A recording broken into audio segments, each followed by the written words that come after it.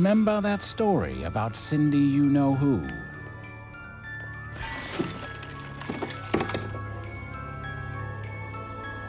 She killed him with kindness and surprisiest of surprises. I forgive you.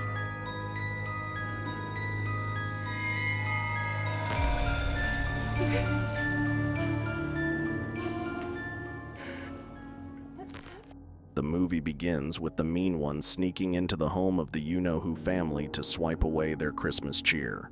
During his heist, he's caught by young Cindy, who confronts him with a simple question: why is he stealing at Christmas? Instead of answering, he dismisses her with a gesture and a light pat on the head.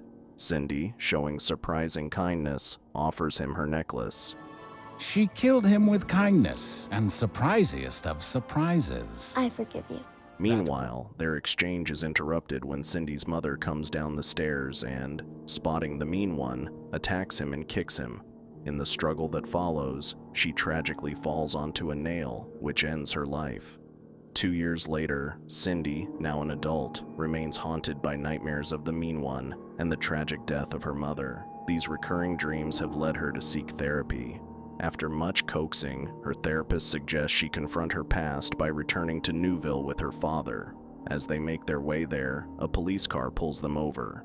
The officer politely reminds them that festive decorations, like car antlers, aren't permitted in town. After introducing himself as a recent transfer to the local force, he leaves them with a friendly nod. Amused, Cindy's father teases her about the officer's charm. That night, Cindy's childhood fears resurface, bringing with them a deep-seated anxiety about her mother's tragic fate. Even the smallest sounds and shadows make her tense. When she finally drifts off to sleep, her dreams are haunted by the image of a monstrous figure. Startled awake, Cindy is visibly shaken. The following day, Mayor McBean is out promoting her re-election campaign, brushing past Cindy without so much as a glance. Moments later, Officer Burke arrives accompanied by Sheriff Hooper, the very man who handled her mother's case 2 decades ago. Seeing him stirs an uneasy memory in Cindy, bringing back memories of his past dismissals and the sketch he once showed her unable to hold back. She asks Hooper if he ever found her mother's killer. He admits, with a hint of reluctance, that the case yielded no reliable information. Before Cindy can press further, her father steps in and interrupts them. One night, as Cindy and her father are preparing for Christmas, Cindy is locked out of the house and forced to watch as the mean one kills her father. The next day, Cindy wakes up in a hospital and tries to explain to Burke and Mayor McBean what happened, but they ignore her, with McBean only caring about her election. However, Officer Burke believes her and wants to help her. Later, Burke drives Cindy home, but as she reaches the door, a flashback of her father's tragic death overwhelms her, and she panics. He gently reassures her until she calms down and finally steps inside. Despite her decision to leave, Burke hopes she'll stay. Meanwhile, Mayor McBean approaches Sheriff Hooper, insisting she doesn't want any trouble over Cindy's case or Christmas with the election approaching. While taking pictures near the mountain, Cindy accidentally slips and tumbles down a slope. As she regains her footing, she spots a discarded wallet with the name Walter Mulberry on it.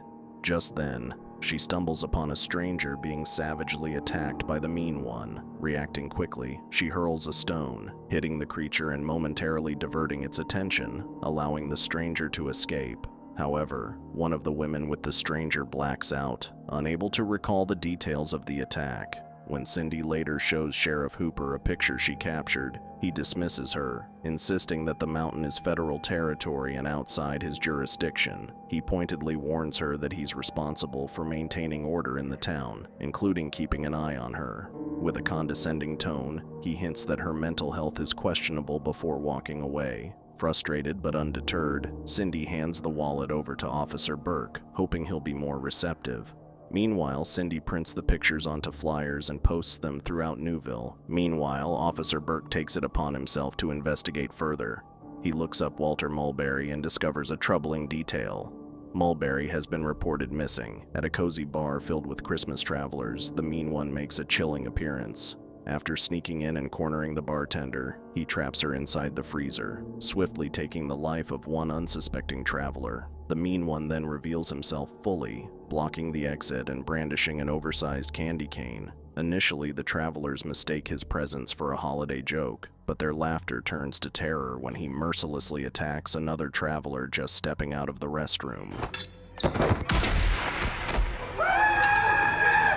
Panic erupts as the mean one goes on a brutal rampage, leaving no one left. Finally, the bartender escapes from the freezer, only to stumble upon the grim aftermath of the massacre. Cindy, eager to assist in any way she can, offers her help, but Sheriff Hooper dismisses her once again. Frustrated by her persistence, he warns her sternly. Either she returns home and stays out of the investigation, or he'll have no choice but to arrest her. Back at home, Cindy is watching the news coverage of the bar massacre when suddenly the power cuts out, throwing her into darkness.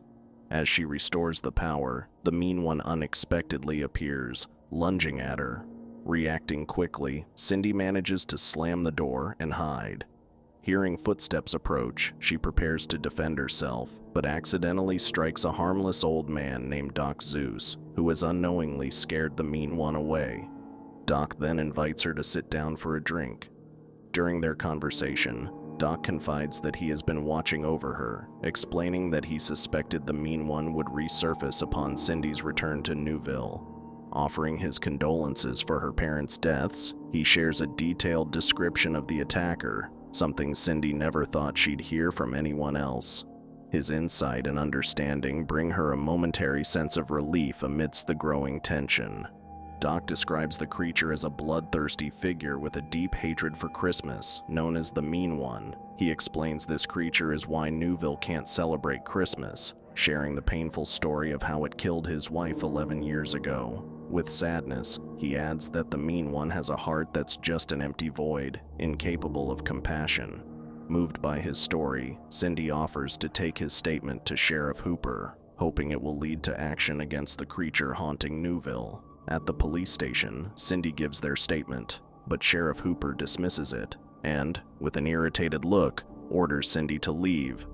Burke regretfully explains to Cindy that the police have no jurisdiction over the mountain area, limiting their ability to act. However, he reassures her with a determined look. His commitment brings a glimmer of hope to Cindy, knowing at least someone is willing to take her concerns seriously. Inside the mountain cave, Officer Burke cautiously shines his flashlight, spotting a wallet and a decomposed body on the ground. The sight shocks him, and as he tries to steady himself, he accidentally triggers a stuffed reindeer that starts playing cheerful Christmas music.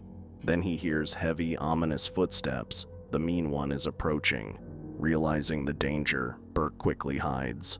Hiding in the shadows, Burke accidentally steps on the reindeer toy, causing it to squeak. Thinking fast, he tosses it to divert the Mean One's attention. The creature angrily shreds the toy, but soon catches Burke's scent, scanning the cave for him. Taking advantage, Burke slips out, only to bump into Doc, who arrives armed. After the initial shock, Doc advises Burke to go straight home, lock his doors, and avoid anything related to Christmas, warning that the Mean One is attracted to holiday celebrations and decorations. At Cindy's home, Burke presents the wallets he found in the cave, confirming her suspicions that something truly sinister is lurking around Newville. Relieved and grateful that someone finally believes her, Cindy feels a sense of validation. Burke assures her that Sheriff Hooper, despite his skepticism, is ultimately a good man trying to protect the town. Their conversation flows easily, building a sense of trust and understanding. As Cindy rigorously trains and constructs weapons to take down the Mean One, Burke continues his investigation, piecing together any information he can find on the creature. Meanwhile, the Mean One strikes again, ruthlessly claiming another life within the city. Meanwhile, Doc finds himself arrested by Sheriff Hooper for exceeding the legal alcohol limit. Later, Sheriff Hooper confronts Mayor McBean, sharing his growing unease and acknowledging that people are starting to take notice of the strange events happening around town. He urges her to consider that the truth will inevitably come out. Frustrated by his persistence, Mayor McBean dismisses him angrily. Burke stumbles upon a wall plastered with missing person posters, each one depicting hikers who had missed over the years. Then he shows Cindy the website about the Newville mountain in which its domain is registered by the name of Mayor McBean. Then, Cindy makes herself ready to kill the mean one, but Burke tries to stop her, but she doesn't hesitate to do so, and Burke departs by telling her to forgive the mean one. Mayor McBean tries to leave town, but the mean one catches her on the road and kills her. At the same time, Burke confronts Sheriff Hooper, saying he knows about his connection to the mayor. Hooper finally admits that the mean one comes back every December, killing anyone in his path, and tells them what he did for the past 20 years to keep the life of his people. But Burke didn't accept what Hooper said.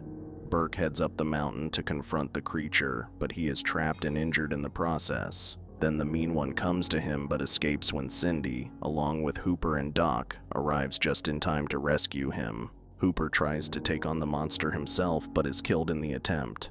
Cindy retreats to her festively decorated home and waits, setting a trap. When the monster arrives, she ambushes him, and they engage in a fierce fight, and the monster attacks Doc but leaves him when Cindy attacks from behind using her gun.